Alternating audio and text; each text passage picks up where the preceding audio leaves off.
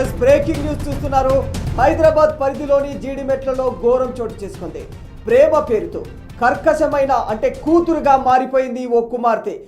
ప్రేమించిన వాడి కోసం ఖచ్చితంగా ఆమె ప్రేమించిన వాడి కోసం అయితే ఆమె తన యొక్క కన్న తల్లినే హతమార్చడం జరిగింది. ఈ వ్యవహారంలో ఆమె తన యొక్క బాయ్ ఫ్రెండ్తో చేతులు కలిపి, తన బాయ్ ఫ్రెండ్ తమ్ముడితో చేతులు కలిపి వీళ్ళు ముగ్గురు కూడా కలిసి కన్న తల్లినే హతమార్చడం జరిగింది.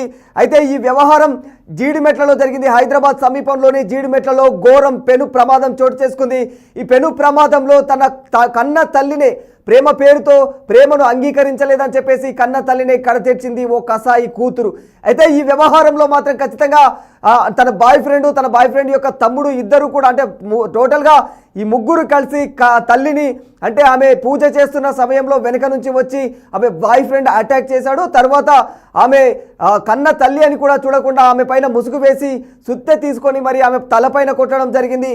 అయినా కూడా ఆమె ప్రాణాలు పోలేవన్న సందర్భం వాళ్ళు గమనించి ఎవరైతే బాయ్ ఫ్రెండ్ ఉన్నాడో బాయ్ ఫ్రెండ్ యొక్క తమ్ముడు వెనకాల నుంచి వచ్చి ఆమె పీకను కోసేసి చంపేయడం జరిగింది. అయితే ఈ వ్యవహారం కాస్త ఒక్కసారిగా హైదరాబాద్ వ్యాప్తంగా కూడా ఉలిక్కిపాటుకు గురైందని చెప్పుకోవాలి. ఇందులో దాదాపుగా అంటే ఈమె కేవలం 10వ తరగతే చదువుతోంది. ఈ తేజశ్రీ అనే అమ్మాయికి 16 ఏళ్ళు, 10వ తరగతే చదువుతుంది.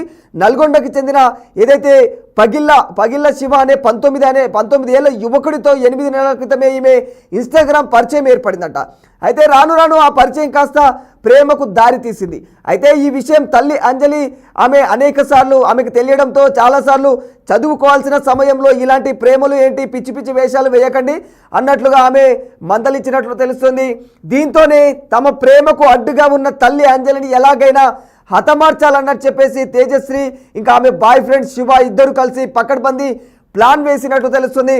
సోమవారం సాయంత్రం ఇందులో భాగంగానే నల్గొండ నుంచి వచ్చిన ప్రియుడు శివ తేజశ్రీ ఇంటికి వెళ్ళి పూజ చేస్తూ ఉన్న అంజలిపై వెనకాల నుంచి దాడి చేయడం జరిగింది. అనంతరం ఏదైతే బెడ్షీట్ ఉంటుందో బెడ్షీట్తో అంజలి ఆమె ముఖాన్ని కప్పేసి ఇంకా తల్లిని అతి కిరాతకంగా కన్న తల్లి అని కూడా చూడకుండా కుమార్తె తేజశ్రీ మాత్రం ఆమె తలపైన సుత్తితో బలంగా కొట్టడం జరిగింది.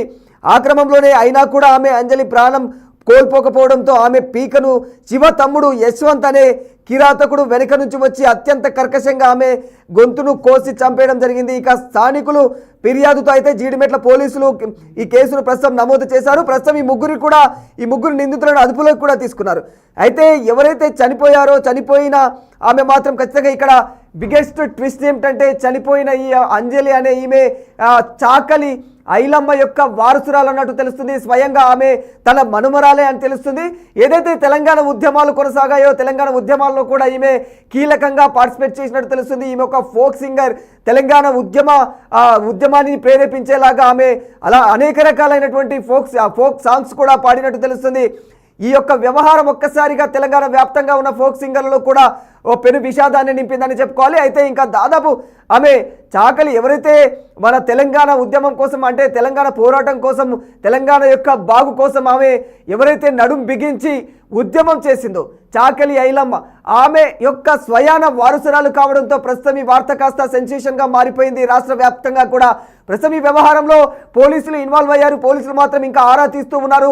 ఎందుకు చంపాల్సి వచ్చింది, ఇది ప్రేమ వ్యవహారమైనా లేకపోతే ఇంకేమైనా ఇతర అంటే కుట్రపూరితమైన వ్యవహారాలు ఏమైనా ఉన్నాయా, మరి ఒకవేళ ఉంటే కన్న కూతురే ఎవరైతే కూతురుందో తేజశ్రీ ఆమె ఎలా కన్న తల్లిని ఎలా హతమార్చగలిగింది, ఆమెను ఎవరు ఇలా ఉసిగొల్పారు, ఆమె సైకలాజికల్గా అంటే కరెక్టే ఉందా లేకపోతే ఎలాంటి మానసిక ఏమైనా రుగ్మతలు ఉన్నాయా, ఈ విధమైనటువంటి కోణంలో పోలీసులు అయితే ప్రస్తుతం దర్యాప్తు కొనసాగిస్తూ ఉన్నారు.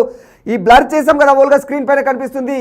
ఈవిడ గారే తన యొక్క తల్లిని అత్యంత క్రూరంగా మరి అంటే ఆమె చనిపోలేదని నిర్ధారించుకొని మరి ముసుగు వేసి మరి ఆమె పైన సుత్తితో మరి తలను బాది మరి చంపేసింది. అయినా కూడా చనిపోకపోవడంతో తన బాయ్ ఫ్రెండ్ యొక్క తమ్ముడు ఎవరైతే ఉన్నారో అతను మళ్ళీ కత్తితో మెడను కోసి చంపేయడం జరిగింది. ఈ వ్యవహారం అంతా ఒక్కసారిగా తెలంగాణ రాష్ట్ర మొత్తం తెలంగాణ రాష్ట్ర వ్యాప్తంగా కూడా ఉలిక్కిపాటుకు గురి చేసిందని చెప్పుకోవాలి.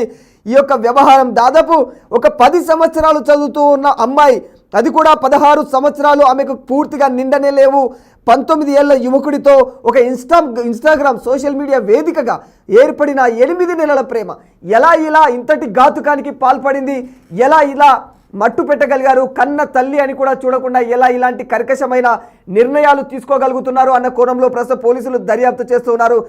ఏది ఏమైనప్పటికీ కూడా నిజంగా సమాజం ఎక్కడికి పోతుంది, ఏం జరుగుతుంది ఈ సమాజంలో అంటే ఒకరు మొన్నటికి